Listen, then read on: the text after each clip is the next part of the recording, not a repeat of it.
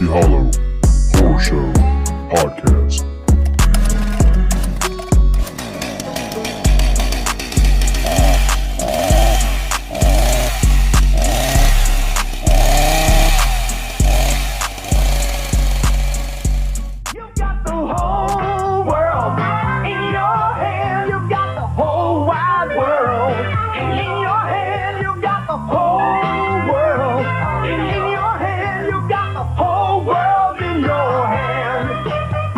The whole world in your hand with Radio Shack's new portable cellular phone. A price and technology breakthrough. You got the whole world in your hand. Only at Radio Shack, the technology store. It's equally valuable. Yes.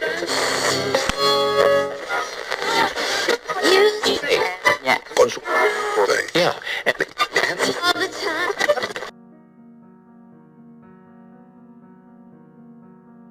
You know, everyone always wants to talk about the good old days. Back when you could let your children play with their friends until the street lights come on. Back when you could leave the doors of your house unlocked and not have to worry about an unwanted guest. The days when everyone in a small town knew each other, knew where each other worked, and attended church. Even what grocery stores they shopped at for their families. Honestly, I think it just makes people feel good to reminisce about a fictional time when there wasn't evil in the world. As if back in the old days, nothing bad ever happened. But unfortunately, we know that bad things have always happened. It's only been since the 1980s that we've seen a decline in serial killer activity in the United States. Yet, it was the good old days that gave birth to some of the most prolific killers that the world has ever known. Today we see less twisted tales dominating the headlines, yet it seems like we fear for our safety more now than ever. So with that being said, I ask you the question, were the good old days ever good? What's up, everybody, and welcome back to another episode of the Rocky Hollow Horror Show Podcast. As always, I am your host, Cujo, and I would like to thank you for joining me. Today I have a story that just about makes me sick. So sit back and strap in. You are about to hear the story of little April Marie Tinsley. It's equally valuable. Yes.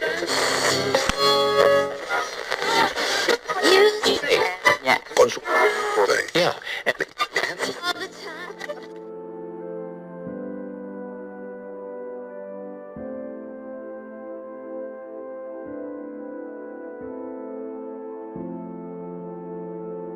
April Tinsley was born March 18th, 1980.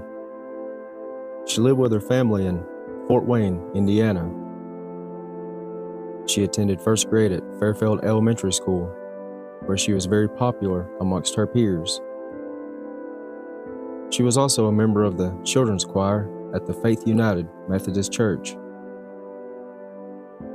April was just your average, all-American 8-year-old girl, and she loved the things that all children in the 80s enjoyed, like going out to play with the other children in her neighborhood, playing with her dolls and other toys.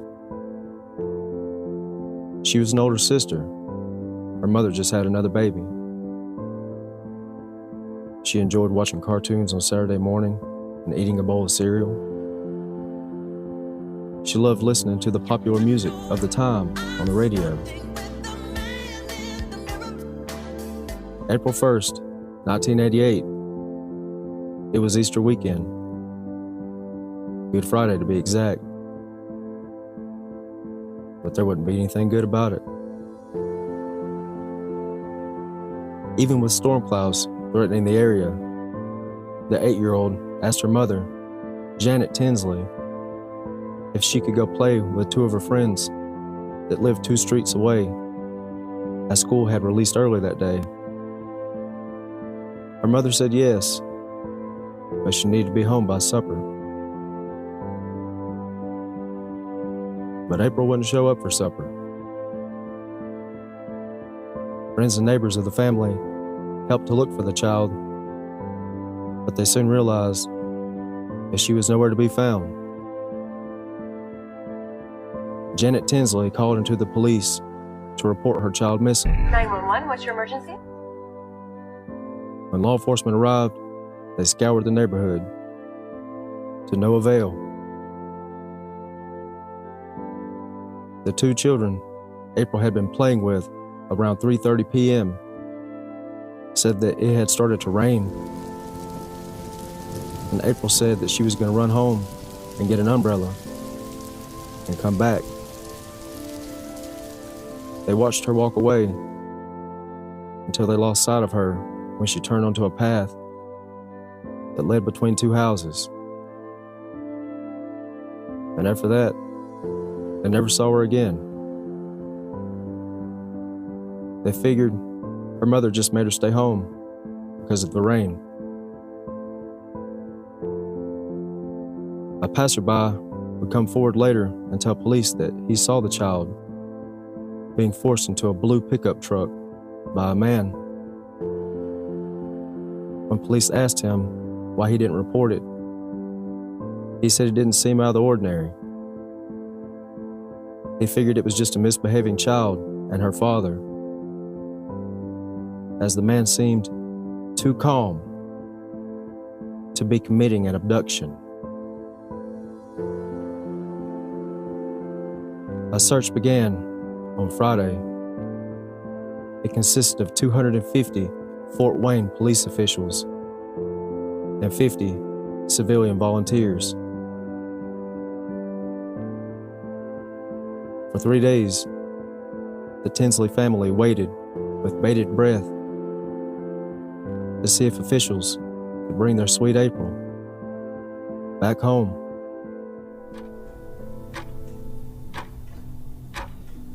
Well, it's a mess, ain't it, Sheriff? If it ain't, it'll do till the mess gets here.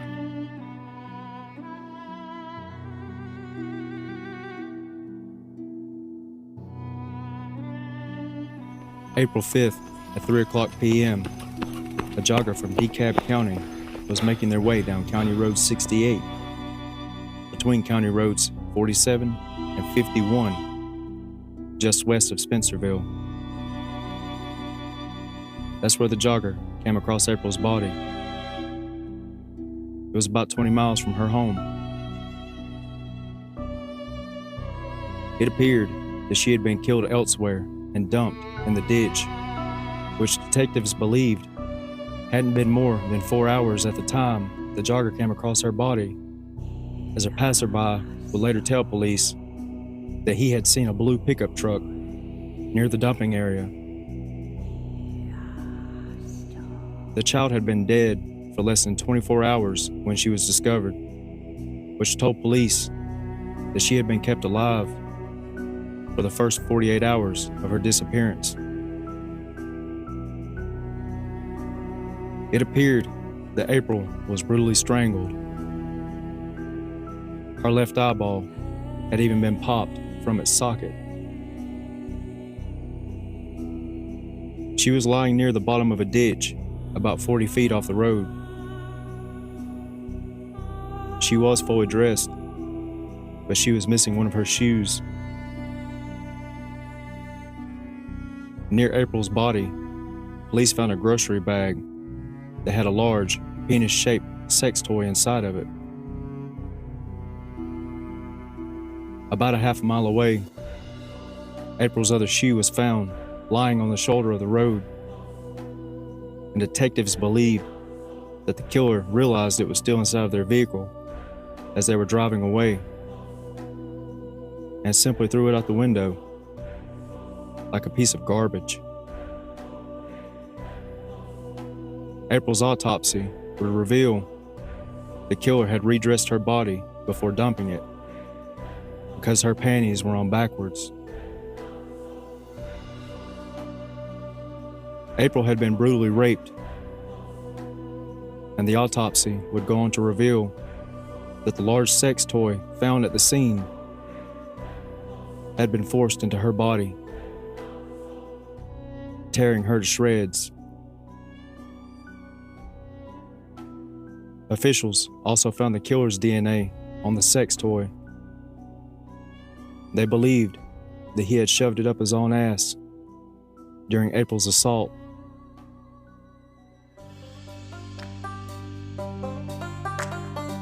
What's up, everybody?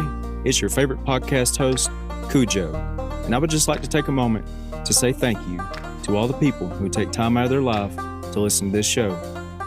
This is just a small project that I work on in my free time, and there is no long-term expectation that this podcast will grow into anything popular. But the more people who listen, the closer I will come to being able to run advertisements on this channel, which will help me bring you new and fresh content. So if you like what you hear, share with a friend, or if you're listening on Spotify, give me a 5-star rating. Thanks.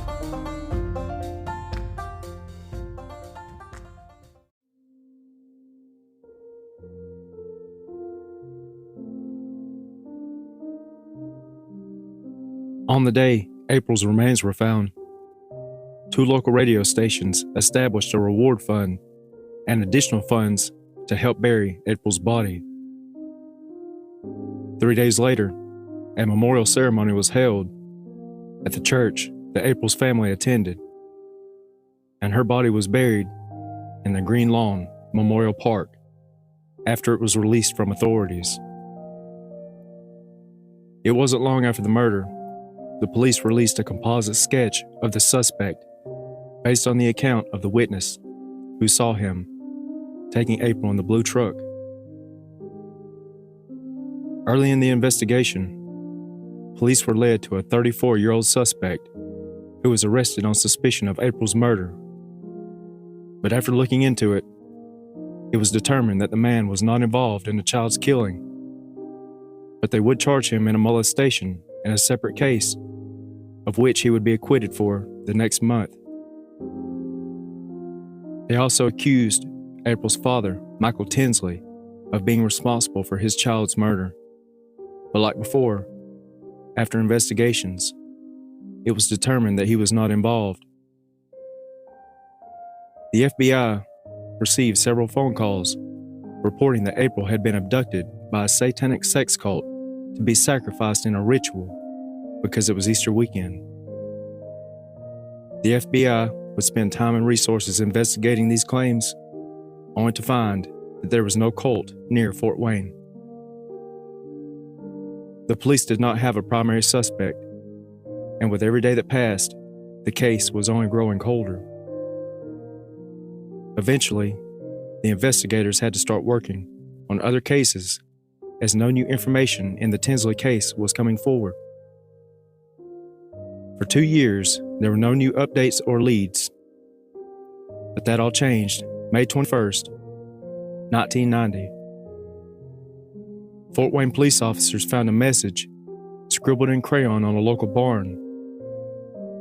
The handwriting appeared to be that of a child, and there were a lot of misspellings. That message read, "I kill 8-year-old April Marie Tinsley. I will kill again." After this, there would be no new information or leads for the next decade. The Tinsley family worried that they would never see justice for their sweet April. It's hard not knowing. That's the main thing that hurts the most, is you don't know who did it, why he did it. I think about what it'd be like to have her sitting next to me. What would she be doing now? And what she would look like. Just remember back when she was little. In 2004, the killer seemed to emerge from obscurity to communicate with law enforcement once again. It was Memorial Day weekend when 4 handwritten notes were found in the Fort Wayne area. The notes were believed to be written by Tinsley's killer. 3 of these notes were attached to little girls' bicycles, and the 4th was left in a mailbox. The notes that were attached to the bicycles were all identical. They read, "Hi, honey. I've been watching you. I'm the same person who kidnapped and raped and killed April Tinsley. You are my next victim. If you don't report this to police, and I don't see this in the paper tomorrow or on the local news, I will blow up your house, killing everyone but you. You will be mine." The notes were folded and placed into plastic bags, along with used condoms and a Polaroid photograph of a man's penis. The note that was found inside the mailbox read, "I am the same person. Our kidnap and rape and murder April Tinsley. And our next. Ha ha." The handwriting appeared to be the same that was found on the barn over a decade before. When forensic officers tested the condoms, they discovered the DNA inside of them matched the DNA profile of the suspect, meaning the same person who killed April Tinsley did leave the notes. But unfortunately, no new information would come forward to reveal the identity of the suspect.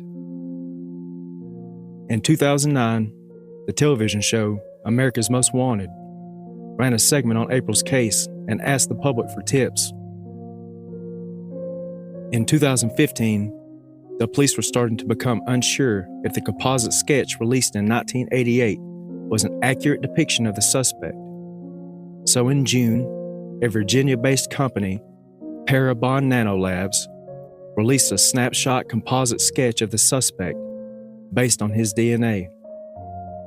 And the new composite was totally different than the original sketch, released in 1988. In May 2016, police released an updated version of the sketch. That same year, the television show Crime Watch Daily aired an episode that featured April's murder. In 2018, genealogy was emerging as a new method to identify suspects in cold cases. Fort Wayne police officials would send another sample of the suspect's DNA to Parabon Labs in hopes that they could match it to that of a relative who possibly used an ancestry website. On July 2nd, 2018, genealogists were able to narrow down the suspects to just 2 people. The 2 new suspects were brothers.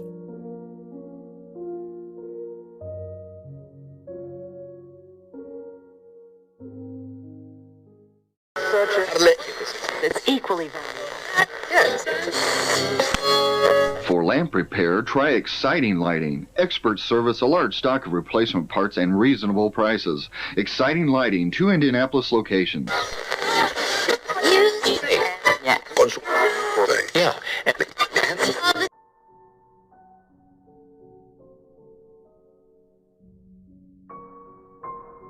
Out of the 2 brothers, police had more suspicions leading toward John D. Miller, who lived in Grayville, Indiana. He worked as a night shift stock boy in the toy section of a local supermarket. His neighbors would describe him as secluded and angry. Police would go on to search his trash, where they would find 3 used condoms, and they would go on to be able to match the DNA found inside the condoms to that of the DNA profile of the suspect. On July 15th, 2018, police officials would approach him at his residence. At some point, someone contacted John's brother, and he drove to John's house to check on him, as he was slightly remedial. The brother would go on to voluntarily give a sample of his hair and saliva to the police. Police would go on to ask John Miller if he could come with them to the police station to answer some questions that they had. Later at the police station, he would go on to confess that on April 1st, 1988, he had a craving that he just had to fulfill. So he went for a drive in the blue pickup truck. He told them that he liked blondes, and that as he was driving, he saw April emerge from the path between the two houses. And there really wasn't any more to it than that. Miller would confess to the abduction, sexual assault, and murder of April Tinsley. But on July 19th, at his preliminary court hearing, he would enter a plea of not guilty.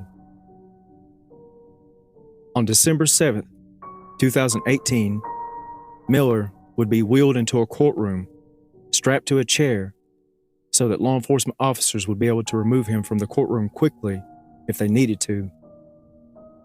On this day, he changed his plea to guilty, and he admitted openly in court to all of his crimes against Tinsley. Miller never addressed the Tinsley family directly, but his attorney did read a letter openly in court that was prepared on his behalf. Miller said that he wished the incident never happened, and that he was sorry to the family and to the community, and that nothing could ever make up for it.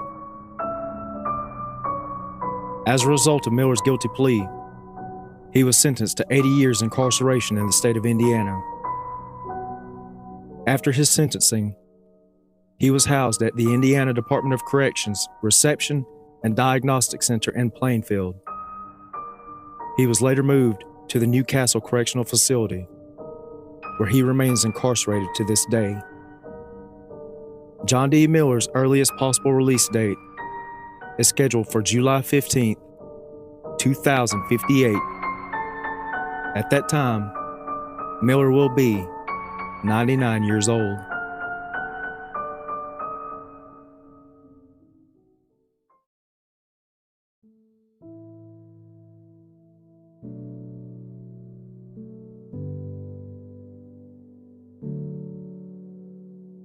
Allen County prosecuting attorney Karen Richards said at a press conference, "It's almost impossible for me to express the gratitude that this community has for all of the law enforcement and other agencies involved in this investigation, but I will try. I will tell you that I was in the office. I was part of this investigation when it started, and there has not been a day, a month, or a year that has gone by without someone in this room working on this case."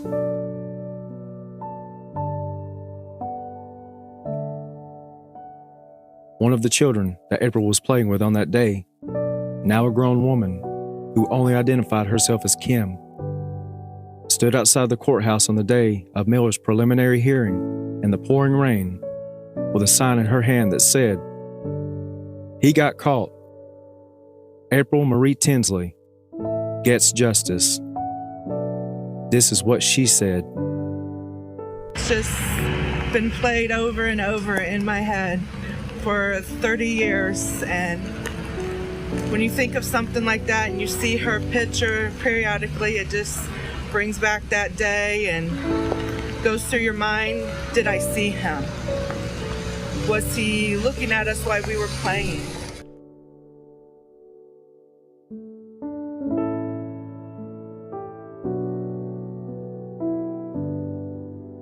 John Miller's brother agreed to do only one interview. He requested to not use his real name. This is what he said.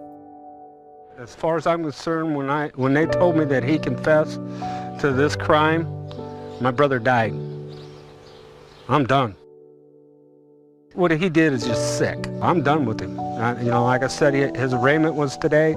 I didn't go to that, and if they want me for a witness or or something in court, they're going to have to subpoena me or something, because I don't have any intentions of going and seeing him or anything.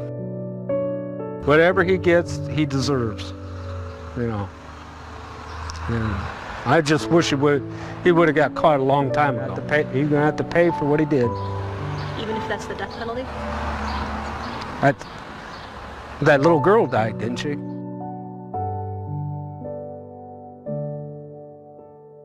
Janet Tinsley walked out of the courthouse on the day her child's killer was sentenced, standing shoulder to shoulder with her daughter, April's little sister, who never got to know her.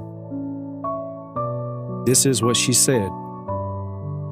In a way, April really didn't, got the justice that she deserves, but right now it's a start. But we're never gonna forget her. Her name's gonna be out there, because we're still gonna fight to try to get April's Law going, and we got other plans in the works for her. So yeah, it ain't done yet. After 10,950 days, April Marie Tinsley could finally rest in peace. The FBI announced the Fort Wayne police officials were some of the most dedicated in the country. April's father died a broken man, never having closure for his daughter's murder. John Miller told police that he spent 2 nights with April inside of his trailer home before he ultimately took her life. He continued living in the same trailer for the next 30 years. He told police that April's last words were, "Daddy, help me."